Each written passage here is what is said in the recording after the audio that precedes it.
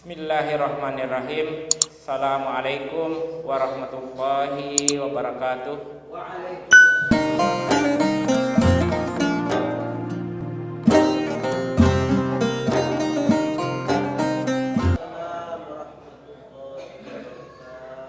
Innal hamdalillah nahmaduhu wa nasta'inuhu wa nastaghfiruh wa na'udzu billahi min syururi anfusina wa min sayyiati a'malina.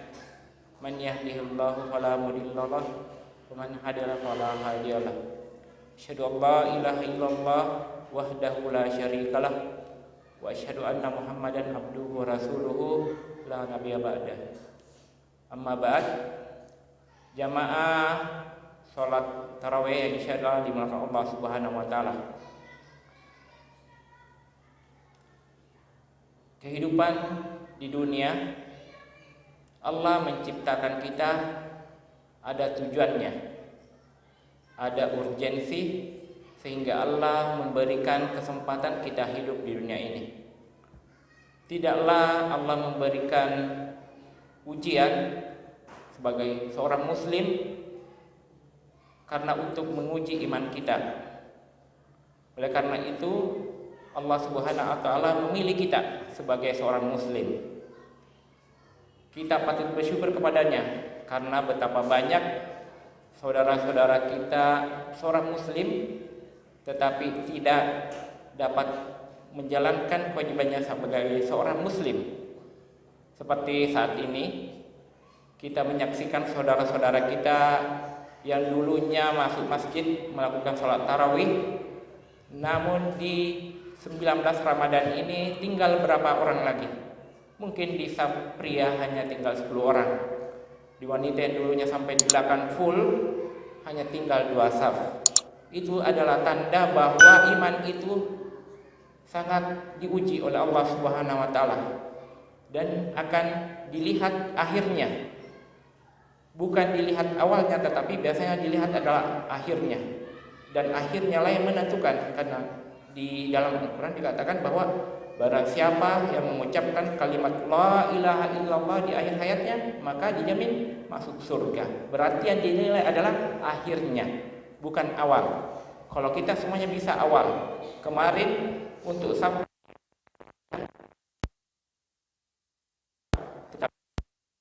tidak cukup.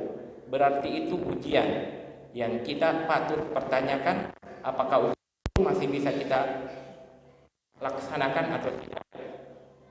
Kemudian kita bersalawat kepada Rasulullah Muhammad sallallahu alaihi wasallam, karena beliaulah yang memberikan, mengarahkan, mendakwakan agama ini. Atas pengorbanan beliau, dulunya Islam tidak ada, dulunya kejahiliaan ada di mana-mana. Dulu kehormatan wanita tidak ada. Namun dengan adanya Islam, maka wanita memiliki kehormatan di atas bumi ini. Dulunya anak-anak perempuan baru dilahirkan harus dibunuh, dikuburkan hidup-hidup bahkan. Nah, datang Islam, maka kejayaan para umat Islam, khususnya umat manusia itu dijamin kehormatannya. Itulah Islam, memberikan nilai kepada seluruh manusia dengan nilai-nilai yang terhormat. Tidak ada di dalam Islam yang tidak bernilai. Benda mati, bahkan benda mati pun di dalam Islam itu diberikan nilai. Oleh karena itu, di dalam perjuangan Islam, Rasulullah sallallahu alaihi wasallam diberikan memang gelar-gelar yang sangat mulia karena perjuangan beliau mendakwakan Islam ini. Dulunya Islam tidak ada aturan di dalam perang. Di dalam perang semuanya apabila terjadi perang harus dihabiskan, maka habis. Wanita dibunuh, anak-anak dibunuh. Tapi dengan datangnya Islam ada aturan itu. Maka tidak boleh dibunuh wanita, tidak boleh bunuh anak-anak. Itulah aturan di dalam Islam, begitu mulia. Tetapi kita tidak membaca itu, kita tidak memahami itu, bahwa kemuliaan Islam itu ada, dan kita tidak merasakan dengan agama kita sendiri kemuliaan itu. Oleh karena itu kita patut bersyukur dan bersalawat kepada Rasulullah Muhammad sallallahu alaihi wasallam. Jamaah salat tarawih yang dimuliakan Allah Subhanahu wa taala. Ada suatu perkara di dalam agama ini yang Allah Subhanahu wa taala memerintahkan dirinya untuk melakukan sendiri perintah itu. Mungkin kita bertanya-tanya, apa perintahnya? Allah sendiri yang memerintahkan untuk melakukannya, yaitu bersalawat kepada Rasulullah Muhammad sallallahu alaihi wasallam. Di dalam Al-Qur'an surat Al-Ahzab ayat ke-56 dikatakan, Innallaha wa malaikatihi wa kutubihi wa rusulihi. Innallaha wa malaikatuhu yusholluna 'alan nabi. Ini ayat Al-Ahzab ayat ke-56 dikatakan, Innallaha wa malaikatuhu yusholluna 'alan nabi. Sesungguhnya Allah dan para malaikatnya bersalawat kepada Nabi Rasulullah Muhammad sallallahu alaihi wasallam. Berarti ini Allah yang melakukannya dan para nabi. Dan tidak ada para nabi dan rasul sebelumnya ditujukan dengan hal yang sama. Tidak pernah disebutkan di dalam Al-Quran bersalawat kepada Nabi Ibrahim, bersalawat kepada Nabi Daud, Nabi Isa, tidak ada. Tetapi hanya kepada Rasulullah Muhammad sallallahu alaihi wasallam. Dikatakan innallaha wa malaikatahu yusholluna 'alan nabi. Ini bersalawat kepada Rasulullah sallallahu alaihi wasallam, berarti ada keutamaan Rasulullah. Karena Allah sendiri bersalawat, yang menciptakan, yang membuat bumi dan segala isinya, dia bersalawat kepada Rasulullah sallallahu alaihi wasallam. Berarti ada keutamaan di sini. Kemudian baru dihimbau kepada umat yang beriman. Ya ayyuhallazina amanu shalluna 'alan nabi ya ayyuhallazina amanu shallu 'alaihi sallimu taslima. Hai orang-orang yang beriman, bersalawatlah kamu kepada Allah dan berilah salam keselamatan kepadanya. Ini berarti ada keutamaan kepada Rasulullah SAW. Habis itu didukung dengan sabda Rasulullah SAW mengatakan, Barang siapa yang bersalawat kepadaku satu kali, maka Allah akan bersalawat kepadanya 10 kali. Apabila kita bersalawat kepada Rasulullah, kata Rasulullah, 1 kali, maka Allah akan membalas salawat kita 10 kali. Berarti kalau 10 kali bersalawat, maka berapa kita dapat? 100. Kalau 100 maka 1000 dikalikan dengan 10. Maka itulah jamaah sekalian yang dimuliakan Allah Subhanahu wa taala, ini sangat ringan. Tetapi jangan salah, dengan ringan bersalawat ini ada jaminan. Ada jaminan dalam beberapa kisah sahabat bahwa di hadis yang ini tadi, hadis yang dari riwayat Muslim ya. Nah, di hadis yang lain dikatakan bahwa di akhirat nanti, ya maknanya kurang lebih di akhirat nanti akan diberikan syafaat kepada umat Rasulullah berdasarkan apa? Berdasarkan nilai salawat kita kepadanya. Maka kita mendapatkan syafaat beliau itu berdasarkan nilai salawat kita kepada beliau. Bukan berdasarkan sedekah kita, bukan, tidak pernah disebutkan berdasarkan salat kita, enggak. Tetapi dia menjamin bahwa di dalam akhirat nanti, kehidupan akhirat itu, saya akan berikan syafaat berdasarkan berapa dia bersalawat kepadaku, berapa kali bersalawat kepadaku. Buat apa ini pertanyaannya? Buat apa kita bersalawat kepada Rasulullah Sallallahu Alaihi Wasallam? Padahal beliau sudah nabi. Beliau kan sudah nabi, beliau sudah rasul, berarti sudah dijamin. Bahkan jaminan Allah untuk Rasulullah sudah ada. Tapi kenapa tadi Allah sendiri yang langsung mengatakan bahwa saya dan para malaikat saya mengucapkan salawat kepada Nabi Sallallahu Alaihi Wasallam. Terus baru dianjurkan kepada orang yang beriman. Berarti ada tanda tanya kan di situ, ada apa sebenarnya? Kenapa kita harus bersalawat kepada Rasulullah Sallallahu Alaihi Wasallam? Nah, ini adalah bentuk bagaimana kita membedakan umat-umat terdahulu.